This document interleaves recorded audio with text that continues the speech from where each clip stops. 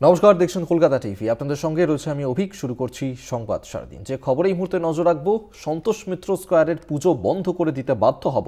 Police যে অসহযোগিতা করছে তাতে পুজো চালানো সম্ভব নয়। যদি বন্ধ করতে হয় তবে প্রতিমা কালো কাপড়ে ঢেকে দেব, প্রয়োজনে দশমীর আগে প্রতিমা বিসর্জন করে দেব, এমনটাই কিন্তু বলেছেন সজল ঘোষ। কারণ সন্তোষ মিত্র স্কোয়ার এর পুজোকে বাধার মুখে পড়তে হচ্ছে এবং যার কারণেই বিজেপি নেতা সজল ঘোষ তিনি এই মন্তব্য করেছেন। তিনি বলছেন যে পুলিশ যে অসহযোগিতা করছে তাতে পুজো চালানো সম্ভব নয়। যদি পুজো বন্ধ করে দিতে হয় তবে প্রতিমা কালো কাপড়ে ঢেকে দেবে, এমনটা কিন্তু তিনি জানিয়েছেন।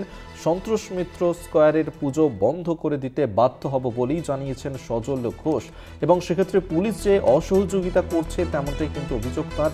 এবং তিনি বলছেন যে পুলিশ যেভাবে অসহযোগিতা করছে তাতে পুজো এভাবে চালিয়ে নিয়ে যাওয়া সম্ভব নয়।